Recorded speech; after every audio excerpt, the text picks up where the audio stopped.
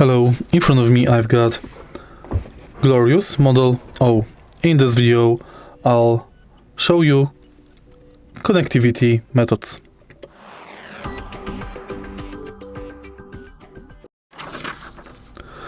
Glorious Model O supports two connection methods. Firstly, you can connect it via USB adapter, and then you can connect it via USB cable.